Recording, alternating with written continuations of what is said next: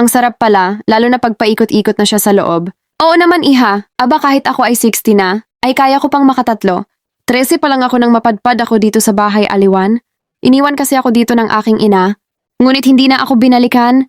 Nakilala ko si Aling Susan, ang babaeng tagapamahala dito sa bahay aliwan. Siya na rin ang tumayong ina ko. Aminin ko, sobra akong nagalit sa aking ina. Dahil sabi niya ay babalikan niya ako kinabukasan, pero hindi na siya bumalik. Araw-araw akong naghihintay na sana balikan niya ako. Pero araw-araw din akong bigo. Nora, ano ka bang bata ka? Anong oras na andyan ka pa rin sa labas? Pumasok ka na dito at tumulong ka sa kusina. Hindi ka na babalikan ng nanay mo. Di ba nga iniwan ka na nga niya sa akin, wika ni Aling Susan? Habang binabanggit niya ang mga salitang iyon, nadudurog ang puso ko sa galit at pangungulila. Opo Aling Susan, papasok na po. Pumunta ako sa kusina at tumulong sa mga gawain.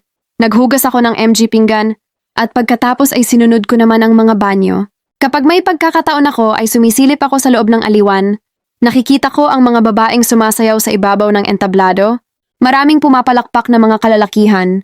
Naaliw ako sa tuwing napapanood ko sila. Pero nagagalit sa akin si Aling Susan kapag sumisilip ako sa loob. Dahil hindi daw yung pambata. Sa araw-araw na lumipas ay unti-unti ko nang nakalimutan ang lungkot. Lalo na nang inaabutan ako ni Aling Susan ng pera. Sahod ko raw yon sa paglilinis ko. Wow, Aling Susan, akin po lahat ito, wika ko.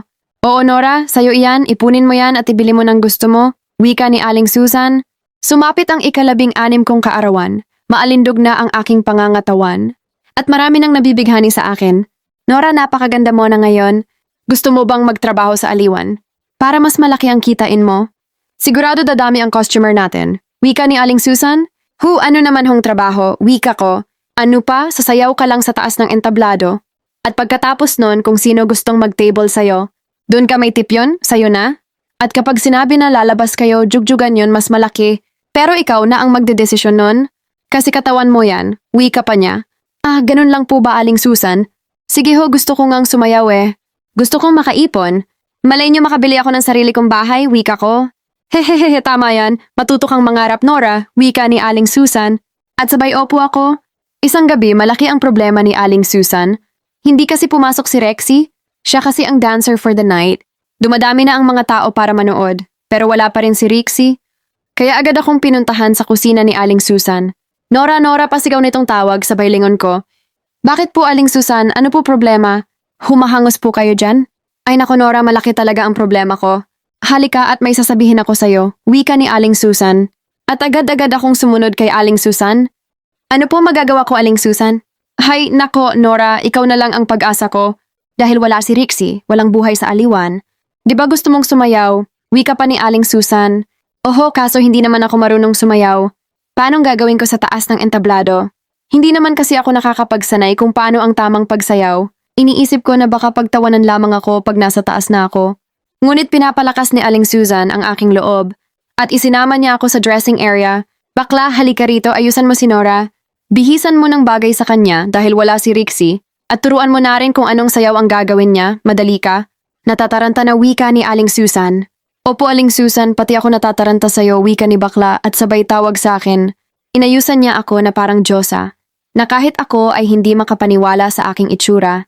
Dahil napakaganda ko, binihisan niya ako ng pangsayaw na maalindog ang dating at nagsuot din ako ng ice king na itim. Tinuruan din ako ni bakla kung paanong gagawin.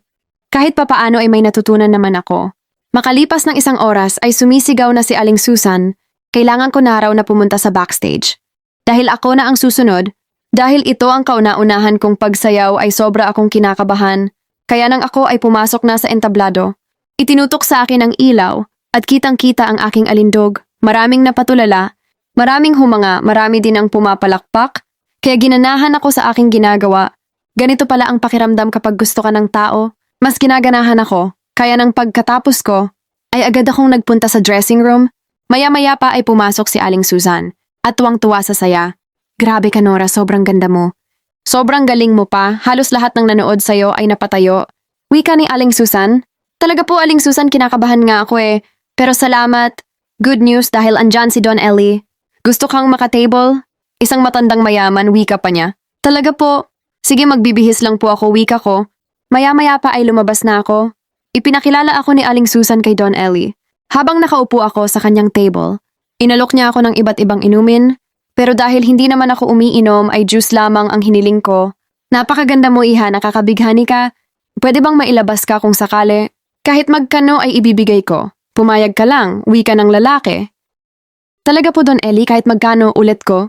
Sige po, sasama po akong lumabas. Basta bayaran niyo ako sa higit sa iniisip ko. Sabay tawa pa ni Don Ellie. Makalipas nga ng ilang oras ay lumabas na nga kami. Sakay ng kanyang magandang sasakyan na may sariling driver. Nagtungo kami sa isang mamahaling hotel. Namangha ako sa laki ng kwarto at ganda nito. Para akong bata na walang kamuang-muang sa magaganap. Hindi pumasok sa isip ko na sa gabing iyon ako ay mabibiyak. Maya-maya pa ay sunod-sunod na ang pasok ng mga masasarap na pagkain. Iha, kumain ka kung nagugutom ka? Magdamag tayo dito kaya sigurado na lagi kang gutom. Wika ni Don Ellie. Sige po, Do Ellie, kakain po ako pag nagutom ako, wika ko. At tinangap na ni Don Ellie ang kanyang mga kasuotan at ito ay naligo. Samantalang ako naman ay nagiintay lang sa kama. Paglabas ni Don Ellie ay nakatawel na lang ito at laking gulat ko nang tinanggal niya ang towel sa aking harapan at tumambad sa akin ang kabuuan niya. At ang nakatayong sandata na buhay na, kinabahan talaga ako sa paglapit sa akin ni Don Ellie. At nang siya ay sa aking harapan, ay hinalikan niya ako sa aking labi. Ngunit hindi ko alam ang gagawin ko dahil wala pa naman akong karanasan sa kahit anong halik. Ang akala ni Don Ellie ay ayaw ko lamang gumanti ng halik sa kanya. Ngunit, sinabi ko, Don Ellie, pasensya na po kasi first time kong lahat ngayon. Kaya po kung babayaran niyo ako, yung kaya sanang makabili ng bahay. Napatigil si Don Ellie at wika niya. Talaga, iha, wala ka pang karanasan, grabe. Swerte pala ako, wika niya pa. At inuumpisahan na nga ni Don Ellie na kumilos. Habang humahalik siya sa king mga labi, ay gumagalaw ang dalawa niyang palad. Agad niyang sinakop ang dalawa kong monay. At nilaro-laro niya ang pasas nito. Maya-maya pa ang kanyang paghalik ay bumaba ng bumaba hanggang matumbok niya ang aking kuweba, habang ako naman ay nakapikit lamang at nilalasap ang ginagawa ni Don Ellie. Hindi ako makapaniwala sa edad ni Don Ellie na 60, ay masasabi kong nasa 30 pa lang siya. Maya-maya pa ay unti-unti nang pinapasok ang aking kuweba at ako naman ay napapaaray. Do Ellie, dahan-dahan po, wag niyong biglayin. Baka hindi ko po kayanin. Sobrang lusog po kasi ng alaga niyo, wika ko. Huwag kang mag-alala, iha, sa umpisa lang ang kirot nito. Maniwala ka sa akin pagkatapos nito, sa susunod ay marap sana sa pakiramdam, wika pa ni Don Ellie, kaya tiniis ko ang kirot sa unang pagkakataon at nang makatapos si Don Ellie, ay nagpahinga muna kami saglit. Maya-maya pa, ay nabuhay ng muli ang kanyang alaga at inumpisahan niyang muli ang seremonya. Tama nga si Don Ellie, marap sa nabanayad, napakagaling niya. Alam niya kung saan ako mag-iingay. Ano iha, satisfied ka na ba? Ginawa ko na ang lahat para masiyahan ka sa akin. Wika pa ni Don Ellie. Opo, Don Ellie, okay na po ako sa ginawa niyo, wika ko. At sa magdamag na kami ay magkasama, marami din kaming naibahagi sa isa't isa. Nalaman nga niya na ako ay sweet 16 pa lang at agad siyang humingi ng patawad dahil sa kanyang nagawa sa akin. Ngunit winika ko na, ginusto ko ito. Pinili kong trabaho ito, kaya kailangan kong tanggapin ang buhay ko sa aliwan. Nora, bata ka pa, marami ka pang opportunity sa buhay. Hindi katulad ko na isang matanda na. Maari ka pang umalis sa aliwan. Tutulungan kita na baguhin ang buhay mo. Lalo pat ako ang kauna-unahan sa'yo. Alam kong malinis ka, wika pa ni Don Ellie. Para akong naiiyak at hindi ko alam ang aking sasabihin. Talaga po, Don Ellie, kaya niyong gawin para sa akin. Ngayon pa lang po, nagpapasalamat na po ako sa inyo. Ipapaalam ko po muna kay Aling Susan, wika. Hindi na namin namalayan na umaga na pala at kailangan na naming umalis. Hinatid ako ni Don Ellie sa bahay aliwan. At dahil puyat ako ay agad akong nagpahinga.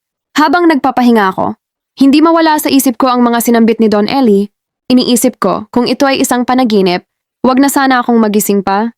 Sana nga ay makaalis ako sa lugar na ito. Nakaalis kaya si Nora sa bahay aliwan. Abangan ang susunod na kabanata